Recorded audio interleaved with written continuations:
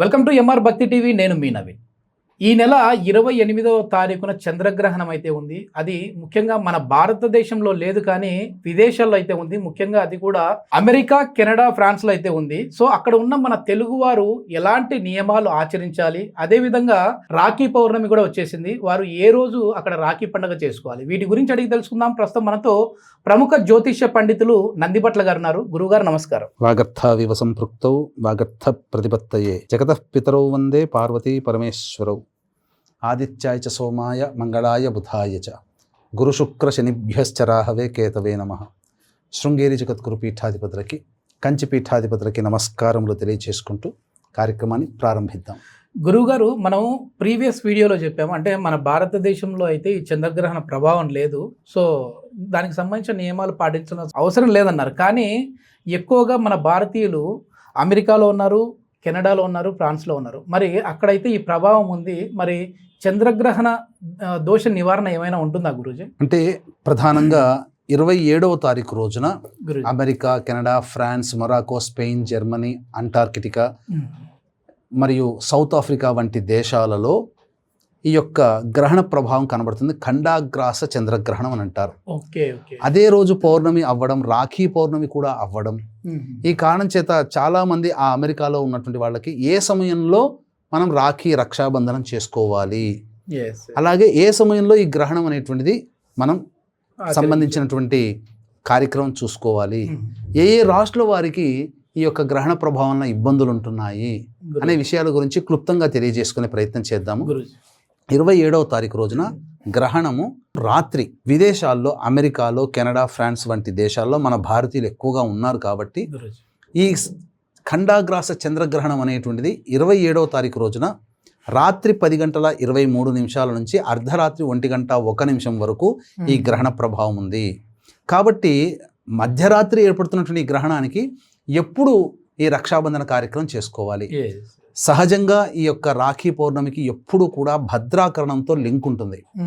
కాబట్టి అమెరికా తదితర ప్రాంతాల్లో ఉన్నటువంటి భారతీయులు 27వ తారీఖు రోజున 11:58 ఉదయం వరకు కూడా భద్రాకరణం ఉన్నది. కాబట్టి ఆ ఉదయం అనేటువంటిది రక్షాబంధనం చేయకూడదు. 12 గంటల నుంచి 1 గంట మధ్య కాలంలో అభిజిత్ సమయం అవుతుంది. అభిజిత్ లగ్నం అంటారు, అభిజిత్ ముహూర్తం అని కూడా అంటారు.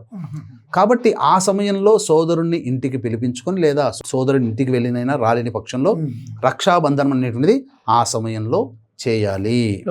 ఇది ఒకటి క్లియర్. ఎలా చేయాలి అనేటువంటిది కనుక చూసుకున్నట్లయితే, ఆ తోరమునకి ఈ పౌర్ణమి సందర్భంగా లలిత అష్టోత్తరంతో కానీ, దుర్గా లేదా ఆంజనేయ లేదా గణపతి అష్టోత్తరముతో ఆ యొక్క తోరమునకి పూజ చేయాలి. పుష్పాలు, అర్చనతో, అంటే రాఖీ పూజ చేసిన తర్వాత సోదరుడి ఇంటికి వస్తాడు కదా, రాగానే ఆ సోదరుడిని తూర్పు వైపు ఫేస్ పెట్టమని చెప్పాలి. ఒక కుర్చీ వేసిన తర్వాత పళ్ళెంలో 2 దీపారాధన కుందులు ఆవు నెయ్యితో కానీ లేదా నువ్వుల నూనెతో కానీ వెలిగించి 3 పోక చెక్కలు పెట్టుకోవాలి. అలాగే బెల్లము, బియ్యపిండి, పాలు, ఈ 3 కలిపి 3 ముద్దలు చేసుకోవాలి. చేసిన తర్వాత ఒక పోక చెక్కతో క్లాక్ వైజ్ డైరెక్షన్లో 3 సార్లు సోదరుని తల చుట్టూ, ఇంకొక పోక చెక్కతో యాంటీ క్లాక్ వైజ్ డైరెక్షన్గా 3 సార్లు, మరి ఇంకొక పోక చెక్కతో పైనుంచి కింది దాకా దిగదుడుపు 3 సార్లు చేసి ఆ 3 పోక చెక్కల్ని పక్కకు పడేయాలి. అలాగే ఈ పిండిలు 3 పిండిలు చేసుకున్నారు కదా, ఆ విధంగా సంబంధించినటువంటి 3 పిండిలను కూడా అలాగే పోకచొక్కతో ఎలా చేశారో అలాగే 3 సార్లు చేయాలి. Clock wise, anti clock wise, పైనుంచి దిగదుడుపు చేసిన తర్వాత అప్పుడు సోదరునికి రక్షాబంధనం ఈ 12 గంటల నుంచి 1 గంట, మధ్యాహ్నం 1 గంట లోపల రక్షాబంధనం కట్టాలి. కట్టేటప్పుడు మనస్సులో ఏమనుకోవాలంటే, బలిచక్రవర్తిని బంధించడానికి ఏవైతే గణములు తోడ్పడి ఉన్నాయో, అలాగే నీ జీవితంలో ఎదుగుదలకి, నీ యొక్క అభివృద్ధికి, నీ కోరిక నెరవేరడానికి ఏవైతే అడ్డంకులు ఉన్నాయో ఆ అడ్డంకులన్నీ ఈ యొక్క రాఖీ తోరములో నిక్షిప్తమై ఉండుగాక, నిన్ను ఇబ్బంది పెట్టకుండా ఉండుగాక, బంధింపబడాలి అనే సంకల్పంతో, మనస్సుతో సోదరునికి రాఖీ కట్టాలి. ఆ సోదరి పెద్దదైతే సోదరుడు ఆశీర్వచనం తీసుకోవాలి, సోదరుడు పెద్దవాడైతే సోదరి ఆశీర్వచనం తీసుకోవాలి. తరువాత ఆ సోదరికి ఇష్టమైనటువంటి బహుమతులు ఆమెని ఆనందపరిచే విధంగా సోదరికి చేయాలి. ఇక ఈ విధంగా చేసిన తర్వాత రాత్రిపూట చంద్రగ్రహణం ఉన్నది. కాబట్టి America, Canada, France, Morocco, Spain, Germany, Antarctica, South Africa లాంటి దేశాలలో ఉన్నటువంటి భారతీయులు ఎవరైతే ఉన్నారో ఈ గ్రహణానికి వాళ్ళు బద్ధులవుతారు, వాళ్ళకి ఆపాదించబడుతుంది. కాబట్టి రాత్రిపూట 10:23 నుంచి 1:01 వరకు ఉండేటువంటి యొక్క గ్రహణానికి సంబంధించి పట్టు విడుపు అనేటువంటిది ఆచరించాలి. ఒక అరగంట, అంటే 10 గంటలకే ఈ ఇంటి కిటికీలు, డోర్స్ అన్ని క్లోజ్ చేసుకోవడం. తర్వాత పూజా మందిరంలో దర్భపోచలు ఉంచడం. మధ్య హాలులో ఒక చతురస్రాకారంగా బియ్యపిండితో బుగ్గు వేసి ఆ మధ్యలో కొన్ని దర్భపోచలు ఉంచడం. అలాగే నిలువ ఉంచినటువంటి నీటిలో కూరగాయలు, కాయగూరలు, ఆవకాయలు లాంటి వాటిలో దర్భపోచలు వేయడం ఆహార పదార్థాల్లో. వేసిన తర్వాత బాలింతలు అనగా గర్భవతులు అనేటువంటిది ఈ యొక్క సంబంధించినటువంటి గ్రహణాన్ని చూడకూడదు. ముఖ్యంగా ఎవరెవరు ఏ ఏ రాశుల్లో జన్మించిన వాళ్ళు ఈ గ్రహణాన్ని చూడకూడదు అని అంటే, ఈ గ్రహణ ప్రభావం శతభిష నక్షత్రం కుంభరాశిలో ఏర్పడుతుంది కాబట్టి వృషభ, మిథున, కర్కాటక, సింహ, తుల, వృశ్చిక, మకర, కుంభ, మీన రాశిలో జన్మించిన వాళ్ళు గ్రహణాన్ని చూడకూడదు. స్వాతి, ఆరుద్ర, శతభిషం ఈ 3 నక్షత్రాల్లో వాళ్ళు కూడా గ్రహణాన్ని చూడకూడదు. ఇక పెద్దలకి పిల్లలకి నియమాలు లేవు. ఇక భోజనం అని అంటారా, 10:23 ప్రారంభమవుతుంది అమెరికాలో, కెనడాలో. కాబట్టి అక్కడ ఉన్నటువంటి భారతీయులు మధ్యాహ్నం 1 గంట లోపల భోజనం అనేటువంటిది ముగించుకోవాలి. ఎందుకంటే ఆ సమయానికి ఎటువంటి పదార్థము శరీరంలో ఉండకూడదు. పిల్లలకి పెద్దలకి ఎగ్జెంప్షన్, అంటే 60 ఏళ్ళు దాటిన వాళ్ళకి, 12 ఏళ్ల లోపల పిల్లలకి ఎగ్జెంప్షన్స్. ఇక గర్భవతులు చూడకూడదు. ఇక ఆ సమయంలో 10:23 పట్టు స్నానం చేసి ఇంట్లో పూజా మందిరం దగ్గరనో లేకపోతే ఎక్కడైనా కానీ తూర్పు లేదా నార్త్ వైపు ఫేస్ పెట్టి వీలైతే దీపారాధన కూడా చేసి గురువు గారు ఇచ్చినటువంటి మంత్రోపదేశం కానీ, లేదా శివ అష్టోత్తరం, శివ సహస్రనామం, విష్ణు సహస్రనామం, లలితా సహస్రనామం, లేదా ఏదైనా దశమహావిద్యల్లో ప్రత్యంగిర, బగళాముఖి లాంటి స్తోత్ర పారాయణాలు 1 గంట వరకు చేయాలి. చేసుకుంటే మంచిది.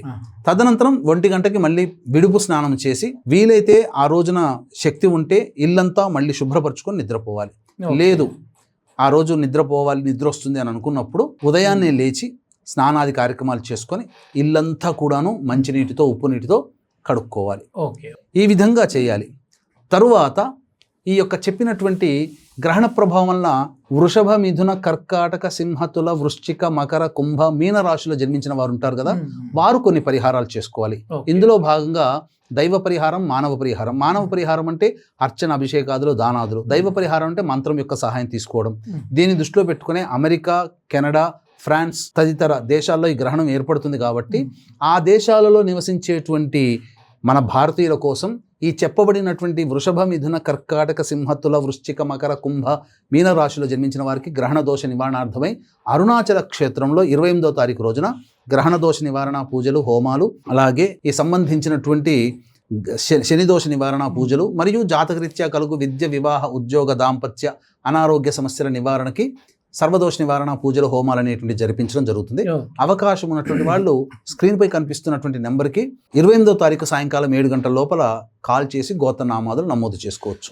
ఇక 28వ తారీఖు రోజున తెల్లవారి అయిన తర్వాత స్నానకృత్యాదులు తీర్చుకొని దగ్గరలోని దేవాలయానికి వెళ్ళి నవగ్రహాల చుట్టూ శివాయ నమః అంటూ, లేదా దేవాలయం చుట్టూ శివాయ నమః అంటూ 27 ప్రదక్షిణలు చేసి ఈశ్వరుడికి అభిషేకము, అర్చన జరిపించుకొని బియ్యము, మినుములు, నల్ల నువ్వులు, తెల్ల బట్ట, తెల్ల ధోవతి లేదా నీలిరంగు బట్ట, ధోవతి ఇవి బ్రాహ్మడికి సంకల్పం చెప్పి దానం చేస్తే మంచిది.